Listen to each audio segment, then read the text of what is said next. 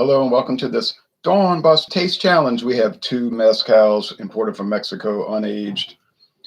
This is Sombra, introduced in 2008. This is their Joven, their, what do they call it?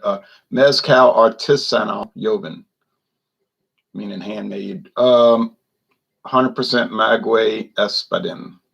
That's the type of agave plant. It's got the new fancy bottle introduced in 2021.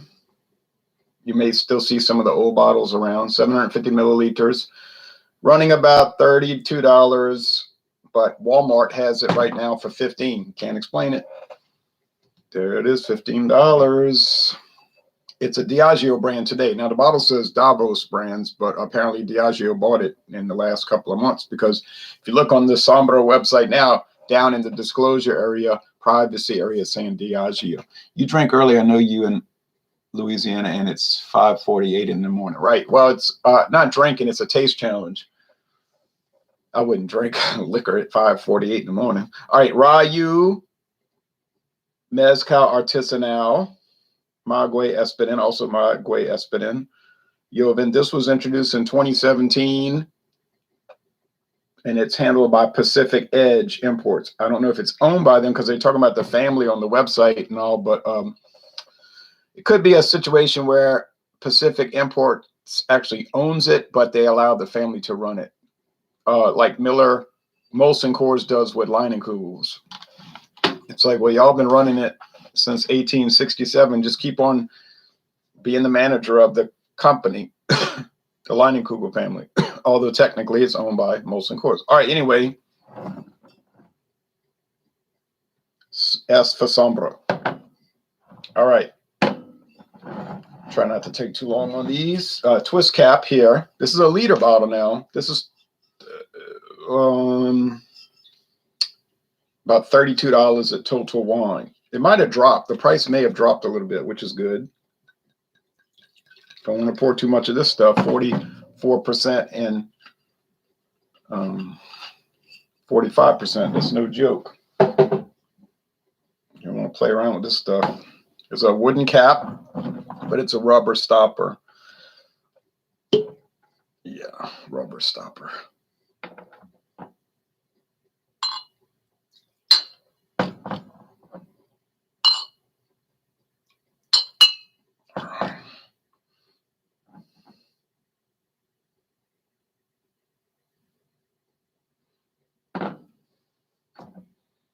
After this, for tomorrow, I'm going to post a review. I haven't recorded it yet. A review for the plan, at least, is Montezuma Aztec Gold. Okay, so Montezuma Aztec Gold, introduced in 1977. Sorry, 1974. There's Montezuma Gold, Silver, and Blue. I haven't had the blue. Blue is like a liqueur. It's like a flavored mezcal, lower proof. I don't have any intention to buy that, but I see people doing video reviews. The Montezuma Gold has a few reviews, not many. It's the #9 best-selling tequila in America, according to one website, Statista, and that's all they do is do stats, so it's probably accurate. Why is it #9 in America with like 500 million barrels? Or whatever that number is, 500 something, not 500. Because it's awesome? No, because it's cheap. And it's not terrible, I guess. Julian says, good morning from San Antonio, Texas. Good morning to you. I've been to San Antonio quite a few times. Went to see Tulane play the University of Texas at San Antonio, and Tulane lost. That was 8 years ago. Hard to believe it was that long ago. But we went to San Antonio 3 years ago. We didn't do anything there, but do some beer reviews at the Days Inn Motel and went walk around. My friend David wanted to get some barbecue, but some guy that used to follow my channel, like always commenting, he was saying, if y'all come to San Antonio, let's hang out. Well, we were tired. I mean, we spent all day in the car going to different tourist sites like Shiner Brewery, Spetzel Brewing. So then we got Texas has weird exit and entrance ramps. So we got turned around. We had to go back around to get to the hotel, and it just kept getting later and later, and it was dark. And then we called him and we told him where we were. I said, well, you come out here, you know, we're tired, but if you come out here, we can hang out, have a good time for a little while, you know, not too long. No, he didn't want to come out to where we were. That's not a good area. It didn't seem bad to me, you know, it seemed all right. His child went to Tulane University, so apparently they have some money, you know. He was from the good side of San Antonio, so to speak, you know what I mean? But he was like, no, y'all come out to where I live.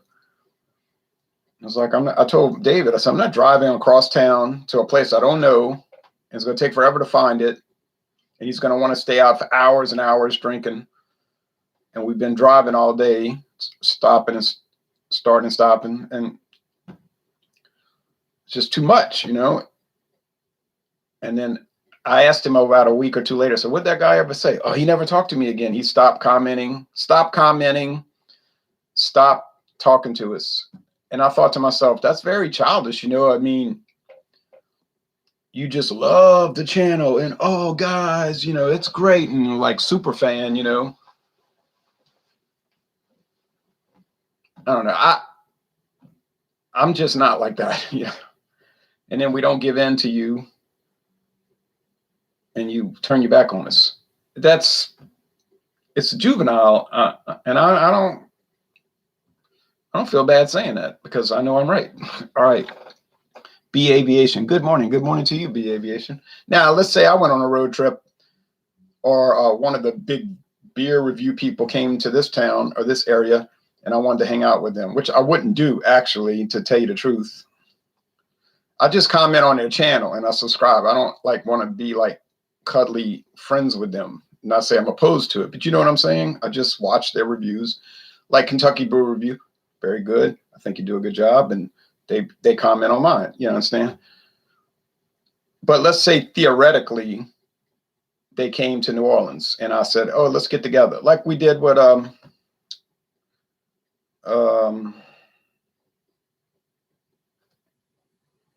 some guys from Florida. They don't really do too much anymore, but I would not tell them, oh, no, I want to hang out with you, but you need to drive all the way out here to my house and find it and come hang out with me for hours, because I don't want to go where you are in New Orleans, even though I'm the one asking, you know. And then if they tell me, well, we had the Super 8 on Chef Mentor Highway, and I say, oh, that's not a good area, I'm not going. I mean, it's like, I wouldn't do that.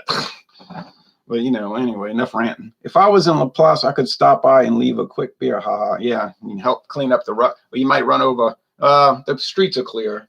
You wouldn't run over a nail more than any other city, but you don't want to come to this part of the state, southeastern Louisiana, right now, I don't believe. I mean, you can go to New Orleans, but there's nothing to do unless you want to show people your health care records, so you can have the right to go to their club, which I never could understand. People coming to New Orleans and the only thing they want to do is go out on Bourbon Street. Let's go out and drink. I'm like, you don't have bars where you live? Where do you live? They'll say, oh, we live in Buffalo, New York. And I say, well, I know they have bars in Buffalo, New York. I mean, they're the same as here. Same thing.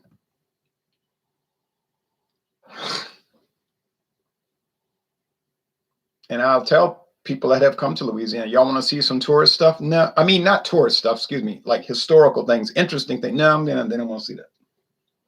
Generally, they just want to go out to Bourbon Street. Like, it's like the least appealing part of the city to me. It's like, big deal, a bar. Okay. I went to Memphis. Beale Street, let's go to Beale Street. I said, it ain't nothing but, I told Sonia, this lady I was with, I said, it ain't nothing but some bars and some restaurants and some blues clubs. I mean, big deal. They got that in every town. I'm not trying to be negative. I'm trying to be real. I'm keeping it real. Keeping it real, dog. Anyway, all right. Enough comedy. But I think we understand. These are going to be so close. I mean, I don't have enough experience with these two to really make a great assessment. All right. Because The mezcals. Now the Monte Alban is unique. It's kind of different. It's not bad like people say. I was reading some reviews of Monte Alban and they were like outrageous. I said, come on, man. You could say it's bland a little bit, but what's up with all these ratings? I mean, you trying to get attention? These smell like peppery, smoky bell pepper. And somebody looked at me the other day and said, bell pepper, but it's not bell pepper. I said, I know it's not. It is not bell pepper. I say it tastes like. You know what like means? That's an approximation. That is trying to approximate the flavor so you can understand. Since most people I know, including myself, have never like munched on a agave plant, right? It's not like you go to somebody's house and they say, oh, we're having stuffed agave. No, they might have stuffed peppers, stuffed bell pepper, but not, or those kind of Mexican peppers, you know, at the Mexican restaurant, the chile rellenos. But how many people you know got stuffed agave? You know how many? None. So you try to approximate it. We know what smokiness is, pepperiness, and so, okay. It's pretty much the same, but this one here has a bolder, peppery bell pepper smell. So you see what I'm saying? It's stronger. They're both the same, essentially, but one is stronger than the other. One day I'll go to New Orleans, and I don't like drinking that much, though. Yeah, I mean, good. Then you can do worthwhile things, such as tour all these beautiful churches, these shrines, the International St. Anne Shrine, and the Shrine of Our Lady of Prompt Succor. You could tour the National Battlefield at Chalmette, the Battle of New Orleans in 1815. Go to a national park. There's the Jean Lafitte National Park with trails through the swamps. There's the Bayou Sauvage National Wildlife Refuge with trails through the swamps, the marshland. Walk through the neighborhood, see beautiful houses. Go to the Historic New Orleans Collection, which is the best museum in the city. All these historical, and it's about an hour or longer if you want to take long. And it's got really good, just they have themes. They'll change them 2 or 3 times a year, like sports in the city, activities of Jean Lafitte, whatever they're thinking of doing. You know, those are worthwhile. The D-Day Museum, I'm sorry, they call it the World War II Museum today. To me, that's not worth going to. You know, it's like a big glorification of World War II. Oh, the Great War. And if I went, and then it's got errors in it, like this, like literally historical errors. And you point it out to the people and they're like dull. They look at you dull, like, oh, what do you mean? I was like, well, you're the tour guide. You don't know anything about the tour you're given. I'll go in winter so I can escape Michigan. Yeah. We get some pretty cold winters here, though, because of the humidity. It'd be so. I've had people come down here and it's 45 degrees and they'll say, oh, it's way worse than New York or Michigan or Wisconsin. I said, well, how could it be worse? I mean, y'all get way colder. They say, yeah, but it's like, oh, it's like you've been splashed with water. You know, it's like, it's 45, but it feels like it's 25, you know. And when it's 65, it feels 45 because of the dampness, and it's miserable. All right, so on my nose, I'm thinking that's the Rayu, and that's the Sombra, because I just, in my recollection, I think the Sombra is stronger, but I'm not really sure. So let's go with the taste. But I think so. Let's note that, put it in your notebook, that I said initially on aroma, I thought the Sombra had a stronger nose.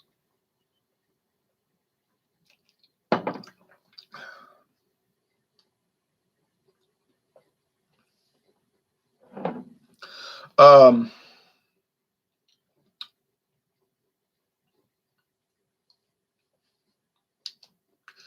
don't know what else to say. It's like I just described in the nose: peppery, smoky, bell pepper. It's like smoked bell pepper with black pepper on it. Is it really that? No, but that's what it's like.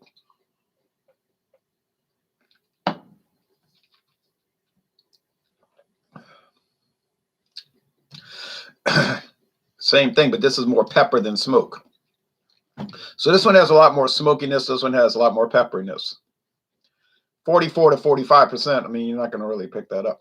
The difference. Put the links below to the websites. I got them still up there on the screen, but I'm not going to look at them. Which one tastes better? Well, I mean, you know, they're both in the A. Most excellent. They're both in the A range. I guess that perhaps the smokier one is a little better for me. My personal preference. I saw a video yesterday and I said, same old problem we have, same old problem with beer reviews. They were reviewing a beer. Oh, I can't remember which one it was. Doesn't matter. The guy was saying, oh, I'm only going to give it like a C minus, which they gave a number, but it would translate to C minus because I don't like that type of thing in a beer. It's not for me. I don't like that flavor. I was like, why are you going to score it low? Because you don't happen to like it. You know, it's like, it doesn't make any sense. A beer review is supposed to be, how is the beer's quality? What is the quality level of the beer? Is it excellent, good, fair, poor, or horrible, undrinkable? Not, here's what I think. It's almost becomes like a personal thing. Here's my personal preferences about beverage products. I'm pretty sure no one cares. Do you ever flip to the phone book and just pick people out at random and call them on the phone and ask them what type of meat they like? You don't do that. That's what that would be.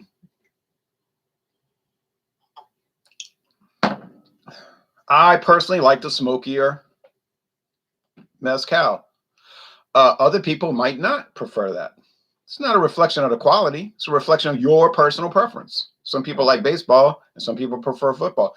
So, you know, it'd be like saying, well, I don't like baseball as much as football, so therefore it is an inferior sport. No, that's bad logic. That's bad thinking, really. All right.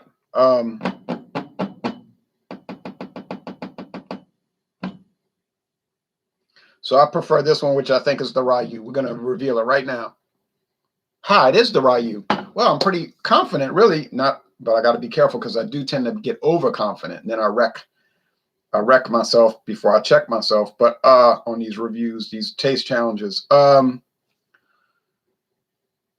if you want to buy a good mezcal unaged, so they're going to be raw, young, get either one of these, Sombra or Rayu. And you're going to pay about $32. Now, which one's the better value? Obviously, the Rayu, because you're getting a liter and you're paying the same price. Except if you live in Louisiana like I do, and you get these outrageously low prices that make no sense. But either way it goes, you can't lose. But I will give the win. I will give the win to Rayu based on one factor, that you get more for the same price. Okay, so if you're paying $30 and you get a liter as opposed to 750 milliliters, I would just pay and get the extra 25%. Otherwise, it's a draw. They're both very nice. And now tomorrow we're moving on to tequila, and it's going to be a big drop, a big step down. Admittedly, Montezuma is not a top shelf or even a mid-shelf brand. It's a low bottom shelf brand. You'll always find it on the bottom shelf. At Total Wine, it was there at the bottom, at Mathern's and Winn-Dixie. Another one they have is Torada, but it's expensive. The Torada, same people, Sazerac, made by the same distillery. I think it's Maestri, but they call it Gonzalez in their trade name. But I believe the man on the phone told me it was called Maestri, which I think is a Spanish name. But regardless, the Torada is a good 45% more per bottle, price-wise. I don't know why it's priced that way, but every store I've seen Torada at, it's higher. Winn-Dixie, International Market, Total Wine and more, etc. Anyway, I'm not going to buy Torada because I know I don't know. I think it's going to be the same as Montezuma, but how would I know without trying it? I really wouldn't know. But I got to get into some more mainline brands. So once I do Montezuma, I'm going to get into, I plan to get into, you know, Sauza, Jose Cuervo, Hornitos, and something that people would be more interested in. They might be interested in Montezuma because it's well known. But I don't know if anybody that was interested, particularly in Tijuana, but has been on the market since the early 60s. But anyway, thanks for watching this. El Toro did give me some interest. Some people did kind of like that one because of the funny little 750 milliliter bottle cap that's supposed to be like a sombrero, and you tip it over and it's a shot. The liter bottle doesn't have that. But anyway, thanks for watching this video production. The win goes to Rayu for me and you.